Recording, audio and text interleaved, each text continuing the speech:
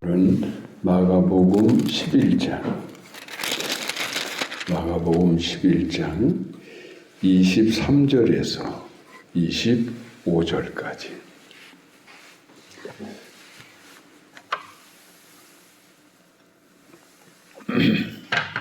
마가복음 11장 23절에서 25절까지 같이 읽겠습니다. 내가 진실로 너희에게 이르노니 누구든지 이 산더러 들려 바다에 던지오라 하며 그 말하는 것이 이루어질 줄 믿고 마음에 의심하지 아니하면 그대로 되리라. 그러므로 내가 너희에게 말하노니 무엇이든지 기도하고 구하는 것은 받은 줄로 믿어라. 그리하면 너희에게 그대로 되리라. 서서 기도할 때 아무에게나 혐의가 있거든 용서하라. 그리하여야 하늘에 계신 너희 아버지께서도 너희 허물을 사하여 주시리라 하시니라. 아멘. 하나님께서는 당신의 사랑하는 자녀들, 예수 그리스도의 보혈의 피를 힘입어서 죄인된 자리에서 그 거룩한 하나님의 아들, 딸들로 신분이 바뀐 천국의 백성들에 대해서는 이제 무엇이든지 주시기를 원하십니다. 무엇이든지 주시기를 원하는 거예요. 우리가 내 육신으로 난 핏줄인 자식들이라면 어떻습니까? 부모라면 어쨌든 무엇이든지 다 주기를 원하는 게 부모의 마음이 아니겠어요? 그래서 내가 오늘날 누려야 되고 내가 오늘 거 마음껏 만끽해야 될 것마저도 우리가 아끼고 줄이고 그렇게 노력을 해서 그 남겨진 것마저도 자식들에게 다 주고자 하는 그 마음, 이게 바로 부모의 심정, 자식을 사랑하는 어버이의 마음이라 할 것 같으면 예수님도 그랬잖아요. 하물며 악한 아비랄지라도 자식들이 떡을 달라 하면 돌을 줄 것이며 생선을 달라 하면 전간을 주겠느냐. 이와 같이 세상의 부모들도 자식들에게 좋은 것으로 줄 줄 알거든 하물며 너희 하늘 아버지께서 구하는 자에게 좋은 것으로 주시지 않겠느냐. 그러니까 우리 예수님을 통해서 우리가 깨달아야 될 게 뭔가 하면 우리 아버지 하나님은 인색한 아버지가 아니시다. 또 그분은 능히 이루지 못할 일이 있는 분이 아니시다. 정말 그분은 무엇이든지 주실 수 있고 얼마든지 주시기를 기뻐하시는 분이다. 이제 이렇게 전제해 놓고 보면 오늘 예수님께서 말씀하신 대로 심지어 이 산을 들어서 저리로 옮겨달라고 하나님 앞에 그렇게 기도하면 그것마저도 하나님께서 이루어 주실 것이고, 그렇죠? 그래서 무엇이든지 의심하지 않고 하나님 아버지의 그 마음을 믿고 구하는 자들에게는 반드시 그 모든 것이 다 이루어질 것이다. 그러니까 여기서 말씀하고자 하는 것은 산이 옮겨서 저리로 간다라고 하는 거, 이게 중요한 게 아니에요. 그건 어디까지나 예수님이 예를 드신 것이고, 그것은 결국 하나님은 무엇이든지 주고자 하시는 것이고 무엇이든지 주실 수 있는 분이시다. 이걸 강조하는 것이죠. 그래서 예수님께서 또 말씀하셨죠. 내 말이 너희 안에 거하고 너희가 내 안에 거하면 무엇이든지 구하라. 그리하면 반드시 내 이름을 위하여 아버지의 영광을 위하여 이루어 주실 것이다. 이게 전부 하나님의 마음이에요. 자, 그렇다면 우리의 기도의 범위, 어디까지 하나님이 내 기도를 들어주실 것인가? 이것은 될 것 같은데 저것은 안 될 것 같다라고 하는 그 기도 응답의 범위를 우리가 먼저 정해놓고 기도하면 안 되는 거예요. 아무리 내 생각에 불가능한 일이랄지라도 무조건 믿고 기도해야 되는 거예요. 어떤 사람들은, 아주 꾀가 많고 영리한 사람들은 하나님의 기도의 응답을 자기 지식의 한계에다가 딱 고정시켜 놓고 기도해요. 하나님은 정신적인 것은 고쳐주실 것이다. 심리적인 것만큼은 하나님이 하실 수 있지만 육체적인 것, 물리적인 것은 아마 고치지 못할 것이다. 내가 지금 무릎이 아파 죽겠는데 이 무릎이 연골이 닳아가지고 뼈가 부딪히고 있는데 그 부서진 뼈의 문제마저도 하나님이 고쳐주실 수 있을까? 그러니까 그런 문제, 질병이 왔을 때는 아예 기도하지 않아요. 그러나 내가 마음이 복잡하고 내 마음이 슬프고 우울하고 답답해요. 이 정도는 하나님께서 심리적인 방식으로 나를 고쳐주실 것으로 믿죠. 이게 자기 신앙의 범주니까. 그래, 그건 기도해요. 얼마나 참 안타까운 사람들입니까? 그러니까 우리 예수님께서는요, 물질이 없는 사람은 물질을 달라고 기도하라는 것이고, 죽을 병에 들린 사람은 살려달라고 기도하라는 것이고, 온갖 질병에 시달리는 사람들은 그 질병의 종류와 상관없이 무조건 믿고 기도하라고 하는 거예요. 저도 참 신기하게도 무릎이 늘 이제 나이도 먹고 약해져 가지고 늘 고생을 했는데 하나님 앞에 항상 두 손을 가지고 무릎에 대고 기도하다가 맨 마지막에 모든 기도를 다 마치고 마지막에 가서 하나님 무릎 좀 고쳐주십시오. 그러면서 늘 드렸던 기도가 뭐였는가 하면 이 연골이 약해져서 빠져나간 그 공간에 하나님의 은혜의 물질이 좀 들어가게 해주셔서 가지고 내 무릎 좀 힘있게 건강하게 백수까지 누리게 해달라고 기도했는데 이게 언제부턴가 정말 그런 일이 벌어지는 거예요. 요즘은 무릎이 전혀 아프질 않아요. 물론 병원에 가서 뭐 요즘 좋다는 그 약주사를 이렇게 맞았지요. 그런데 그게 그렇게 효과가 있으리라고 하는 건 상상을 못하는 거예요. 그래서 어떤 느낌을 받는가 하면 기도에는 한계를 두는 게 아니다. 무조건 믿고 구하자. 그러니까 오늘 산을 옮기라고 하는 이런 이야기는 예를 든 이야기지 꼭 그렇게 하라 하는 것은 아니라고 하는 것이죠. 비유적인 우리 예수님의 말씀을 우리가 이해를 하고 결론적으로 뭔가 하면 우리의 모든 믿음의 기도의 범위는 내가 정하는 게 아니다. 정하지 말라. 무엇이든지 구하라. 그 대신에 하나님의 사랑을 믿고 하나님의 능력을 믿고 그렇게 기도하라는 거예요. 그러면 반드시 하나님께서 당신의 선하신 뜻과 방식대로 응답해 주신다는 이야기죠. 그런데 오늘 우리 예수님께서 특별히 이 기도 응답의 조건을 하나 더 거셨어요. 그게 뭔가 하면 25절입니다. 어디 한번 읽어볼까요? 25절. 서서 기도할 때 아무에게나 혐의가 있거든 용서하라. 그리하여야 하늘에 계신 너희 아버지께서도 너희 허물을 사하여 주시리라. 유대인들은요, 기도할 때는 반드시 서서 기도해요.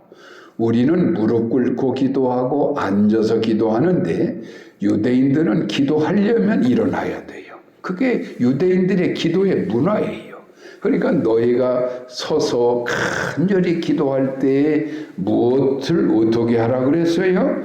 네 형제에게 있어서 너와의 어떤 갈등의 문제가 있고 미움의 문제가 있고 다툼의 문제가 있고 용서 한 해 만에 그런 어떤 고통의 문제가 있으면 반드시 그걸 먼저 풀어야 하나님께서도 너희의 죄를 용서해 주실 것이다. 여러분, 하나님께서 우리의 기도에 대하여 응답을 해 주시려면 기도하는 내가 깨끗해야 돼요. 내가 죄를 가지고 있는 상태, 그 상태에서 기도하면 그 죄가 하나님과 나 사이를 가로막기 때문에 응답을 기대해서는 안 돼요. 그러니까 내 죄가 깨끗이 없어지는 상태에 심령이 거룩한 가운데 하나님께 마음껏 거리낌 없는 기도를 드려야 그 기도가 응답될 게 아니겠습니까? 우리가 양심적으로 그건 아는 거 아니겠어요? 내가 죄를 범하고 악을 행하고 다른 사람을 큰 고통에 빠뜨려 놓고 아무 일이 없는 듯이 뻔뻔하게 하나님 앞에 큰 소리로 기도한다. 그러면 과연 하나님이 그 기도 들었겠습니까? 그래서 예수님이 이미 말씀하셨어요. 네가 하나님 앞에 제단을 쌓으려 가다가 형제와 더불어 뭔가 마음에 갈등이 있고 상처받은 것이 서로 있으면 그 제단을 가기 전에 그 제산물을 우선 놔두고 먼저 형제에 가서 화해하고 그리고 하나님께 와서 기도하라, 예배하라. 그래야 그 예배가 하나님께 응답되어지는 것이다. 그러니까 우리가 하나님 앞에 정말 응답받기를 원하는 사람이라면 언제나 내 죄의 문제를 하나님께 먼저 회개가 해야 돼요. 그렇죠? 우리가 그래서 대중기도 할 때도 모든 우리 대표 기도하는 분들이 반드시 지난 한 주간 동안에 그 범죄하고 잘못된 것들을 하나님께 용서해 달라고 그렇게 회개 기도를 먼저 드리잖아요. 예수님께서 그 주기도문을 가르쳐 주실 때도 그걸 가르쳐 주셨어요. 우리의 죄를 사하여 주옵소서. 내 죄를 사하여 주옵소서. 그래야 하나님이 이 회개 기도를 들으시고 내 죄를 용서하시고 응답해 주신다 이 말이에요. 그런데 이 개인적인 마음의 범죄, 죄의 문제뿐만 아니라 이웃과의 관계에 막힘의 문제가 있으면 이것을 우리가 털어내지 않으면 하나님 앞에 기도한들 그 기도가 또 응답되지 않는다는 거예요. 그러니까 우리 주님께서는 기도의 응답의 범주를 너는 두지 말고 무조건 믿고 구하는데 먼저 네 이웃들과의 관계에 있어서 마음에 거리낌이 있고 마음에 막힘이 있으면 그 모든 것을 먼저 풀어라. 용서해라. 그래서 마음에 억하심이 없는 평안한 가운데 하나님 앞에 엎드려 기도해야 하나님께서는 반드시 네 죄를 용서해 주시고 응답해 주시는 것이다. 그래서 남자들은 분노의 손을 하나님께 들기 전에 먼저 분노를 거두고 용서하고 하나님께 기도하라. 이 분노라고 하는 것 때문에 기도가 막히는 것을 조심하라고도 하셨지요. 그래서 오늘도 우리가 하나님 앞에 기도할 때 한번 돌아봐야 돼요. 아직도 내 마음 사이에 누군가의 갈등의 문제 때문에 미움이 있고 시기심이 있고 질투심이 있다면 여러분의 그 기도는 반드시 막혀 있을 거라고 하는 것이죠. 그러니까 곰곰이 생각해 봐야 되겠죠. 내게 걸릴 것이 없는 것인가? 내가 혹이라도 누군가에 대해서 억하심을 갖고 있고 미움을 갖고 있고 분노를 갖고 있고 시기심을 갖고 있다. 그러면 오늘 이 아침에 먼저 하나님 앞에 그 모든 것을 위하여 눈물로 기도해야 돼요. 그래서 하나님 내 심령을 깨끗하게 씻어 주십시오. 나 그 사람 용서합니다. 나 그 사람 사랑합니다. 이런 마음을 가지고 주님께 기도하면 하나님 앞에는요 개찐 도찐이에요. 네가 그 사람을 죄인이라고 판단하고 있지만 너는 어떠냐? 너는 또 무엇냐? 똑같은 거예요. 그러니까 하나님 앞에서는요 용서 못할 죄가 없는 것이고 용서받지 못할 죄가 없는 거예요. 그런 사람들이 서로 옳다라고 상대의 눈 속에 있는 티를 뽑으려고 판단하고 정죄하고 비난하고 비판해내는 걸 하나님이 보실 때 이게 얼마나 답답한 일이겠느냐 이 말이죠. 그러니까 예수님께서는 말씀했습니다. 네 형제를 결단코 판단하거나 정죄하지 말아라. 그 대신에 네 눈에 있는 대들보를 뽑아내어라. 네가 네 형제를 판단함으로 인하여 그 판단이 하나님을 통해서 너에게 판단되어지는 것을 알지 못하느냐. 그러니까 우리 아버지 하나님 앞에는 우리는 다 똑같은 죄인들이에요. 그래서 예수님을 보내신 거예요. 그래서 예수님의 그 보혈의 피를 통하여 내가 용서받았다면 그 사람도 용서받은 거예요. 그러니까 하나님이 용서해 준 그 사람을 내가 정죄하고 판단해서는 안 되는 거예요. 이것이 그리스도 안에서 기도하는 성도의 자세가 되어지는 것이다. 오늘 이 아침에도 우리 주님 앞에 이 기도 응답의 범주를 정하지 말고 오직 믿음으로 구하시되 우리 마음속에 있는 모든 이웃들에 대한 마음들을 다 용서하고 그런 평안 속에서 오늘도 기도하시다 보면 하나님의 놀라운 응답이 오늘 또 이루어질 줄로 믿습니다. 우리 191장 찬송을 하겠습니다. 191장. 내가 매일 기쁘게 순례의 길 행함은 주의 팔이 나를 안보함이요. 내가 주의 큰 복을 받는 참된 비결은 주의 영이 함께함이라. 성령이 계시네. 할렐루야 함께하시네. 좁은 길을 걸으며 밤낮 기뻐하는 곳 주의 영이 함께함이라. 세상 모든 욕망과 나의 모든 정욕은 십자가에 이미 못을 박았네. 어두운 밤이 지나고 무거운 짐 벗으니 주의 영이 함께함이라. 성령이 계시네. 할렐루야 함께하시네. 좁은 길을 걸으며 밤낮 기뻐하는 곳 주의 영이 함께함이라. 아멘. 기도하겠습니다.